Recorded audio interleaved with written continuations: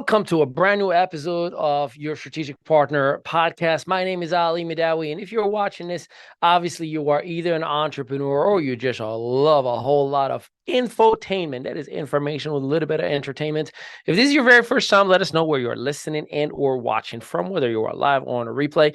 And the reason we need to know so we can cater to you, so we can help you, so we can assist you in the best of our ability. Now, keep in mind, we focus on helping struggling entrepreneurs to leverage the social media and the digital space to create brand equity and revenue through a multitudes of different things, resources, academies, consulting, and multiple layers and companies and subsidiaries that we have and are part of in order to provide you with everything you need so you can scale up your business. I've personally been in the business community for 16 years, and I've been extremely blessed. I speak 5 international languages, which helps me with the ability to have an international reach. Written a couple of books, writing my third one as we speak right now. And I love entrepreneurship in all of its forms, and I cannot wait to provide some of the value for you. Today, we got an interesting episode for you where we're going to give you a little bit of the news like we always do, from a business to entertainment space. And at the same time, we do a free coaching session on our second segment. And of course, we got a whole lot of mindset and business development on the third session. Let me ask you a question. Are you an entrepreneur or a wantapreneur? See, there's a big difference between entrepreneurship and wantapreneurship.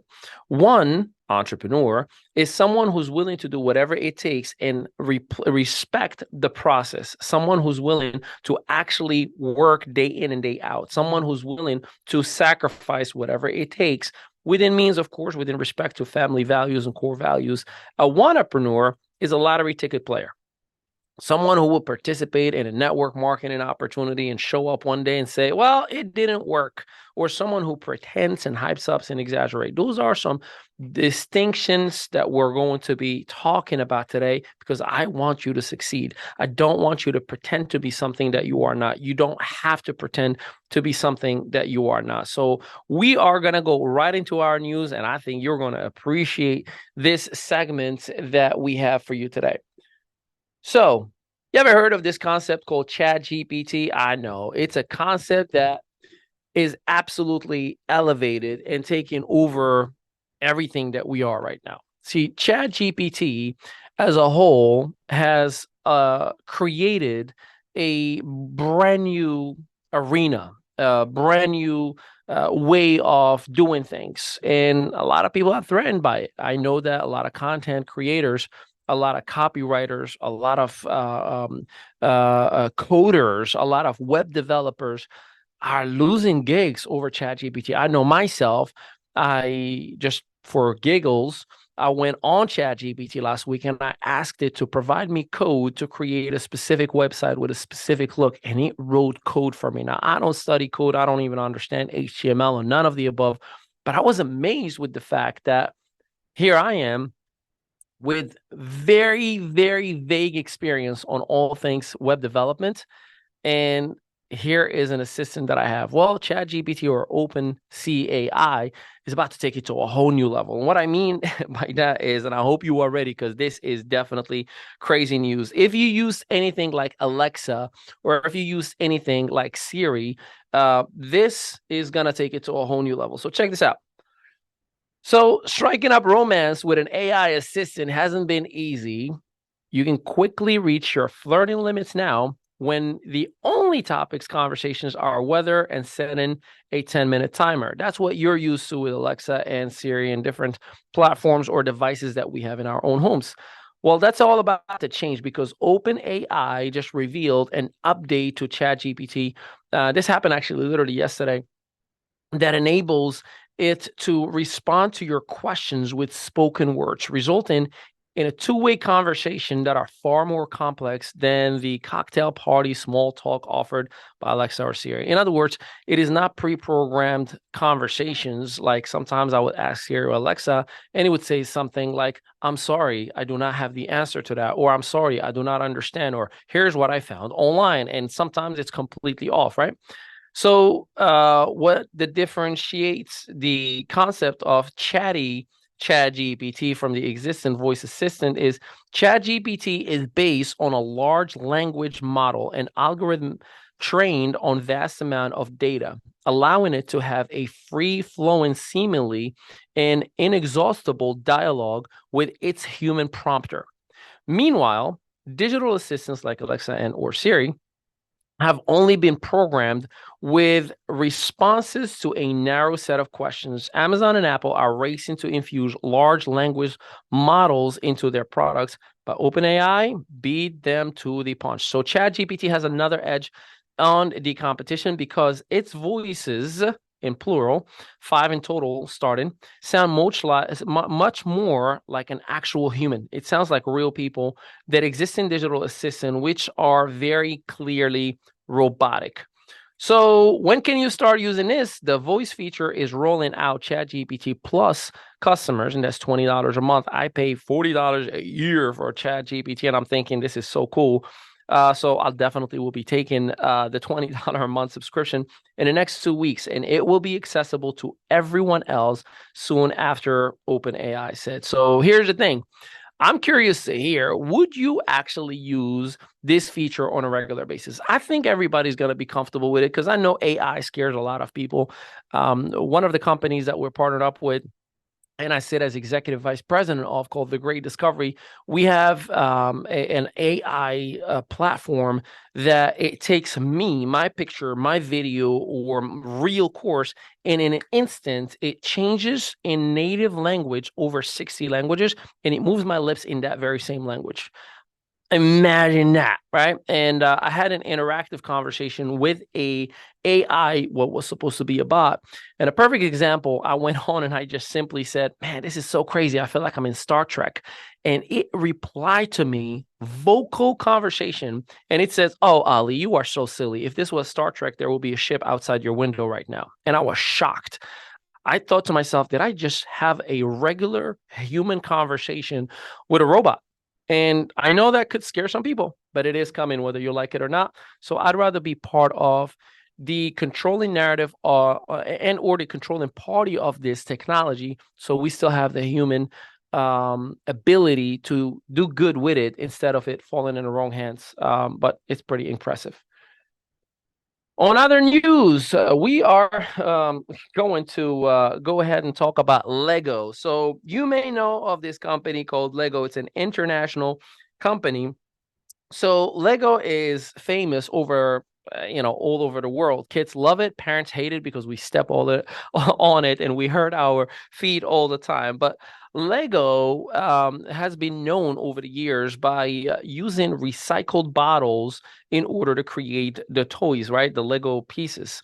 Well, here's the thing. The only realization more painful than finding a Lego piece with your bare foot is that producing those blocks sustainably is hard.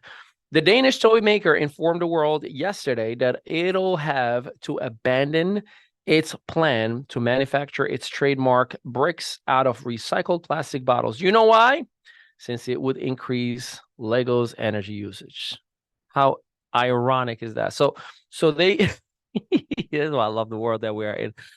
They said we're going to use recycled bottle to save energy, just to realize that they were using more energy to actually melt it and recycle it and do what they need to do to, in order to create the pieces that are being used. So, is it the electric creation for green initiatives, or is it the oil that is created? I don't know which one is which, but we'll have to find out. But I thought this was interesting because I understand that the narrative about global warming and sustainability. And by the way, we actually dedicate 1% of our total revenue to green initiatives and sustainability. And we're proud of that.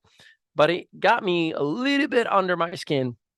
I believe like 2 or 3 months ago, when a report showed that only 1% of the recycle bin that we throw out every single 2 weeks, right? Like as good citizens, as model citizens, only 1% actually ends up being recycled. The rest goes to the landfills because they just fortunately can't do all the work and all the jobs. So where is it going to go? We'll have to find out. But I feel good about doing my part. What do you think, right? On other news, we are going to talk about the next piece, which I think will be relevant to you and I think it'll be interesting. Anybody care about fashion? Listen, I care about fashion as much as many people do. I like to feel good, but these fashion shows are just getting crazy and crazier. By the way, huge shout out while we're talking on fashion, Nancy Laverde. You will find her as Nancy Laverde Fitness Model on Instagram. She went on, by the way, she's my sister-in-law. Love my sister to death. I'm gonna represent, I promote her all the time. But Nancy went just about 3 months ago from her very first gig ever as a runway model to walk in New York Fashion Week 2 weeks ago and did a Macy's show just this weekend that just passed. So kudos to you. But here's the thing. Fashion is more like homeless, ripped clothing. And there are these like brand new type of fashion that is coming out, like these big, huge shoes. I'm sure you've seen those red boots that look like cartoonish. Well, there's another set of them that's supposed to be coming out in Paris Fashion Week, and it's supposed to be thousands and thousands of dollars. I don't know about you, but is this where we're heading? Do we even care? But here's the interesting part. I just found out that these fashion shows, they're not just about setting up trends. They're about advertisers, and there are low-tiered advertisers that you can tap into, somebody who's going to be showing up in there, an ambassador, a speaker, an influencer like yourself, or you can invest in the actual piece of clothing or the accessory or the shoe, whatever the case may be. Look into it. It may be an opportunity for you to have the ability to definitely go on and, of course, invest without really being a fashionista or a fashion show. Last but not least, and I love this when I seen it, maybe we care, maybe we don't care about voting at this point, right? The last couple of years have shaken the world, especially here in the United States with the political fields. And it seems that everybody's very, very polarized. Like if I just say Biden, Trump, all right, don't kill me. I already know. Comments are going nuts. I'm not trying to take one side or the other. If you know me, I'm always and always have been independent. I vote with my morals. I don't vote based on the party, right? And you should too. You should definitely question, not because dad and mom were Democrats or Republican or whatever the case may be. Like the world changes, and I think you should vote based on your morals. That forces you to get educated. That forces you to ask questions. But there actually, believe it or not, this is real. There has been a push to allow betting on political heads. Essentially, the people who are running for offices, there was a push to get it regulated and approved for you and I to bet on who would be president and senator and congressman or congresswoman. Imagine that. I think that if they actually would allow it, and by the way, the regulators did not allow that at all, but if it was allowed, I think we would see more activity on betting versus voting. And I think that's the real scary part, if you ask me. And I don't know about you. I think there's a little bit of a temptation side of me that say I would definitely go ahead and bet, and I will be even watching as if I would be watching Super Bowl, to see like, okay, who's doing better, who's got better ratings, who's gonna win, and that may even force some people to get involved in the political side of things. In other words, vote. And I hope if you are voting, that you are voting with your morals and with honor and dignity. And if you're not voting, listen, I remember, I don't know who said it, but you can't complain if you don't vote. So I'm not here advocating one way or the other. I'm just giving you some perspective. And these are the topic for this week's news that we've picked up for you live from the ME Studios and your strategic partner podcast. Hey, we'll be right back immediately after this break. We're going to get right into all secret pieces that you need to optimize and maximize so you don't waste time on Facebook. Rather, Facebook will work for you.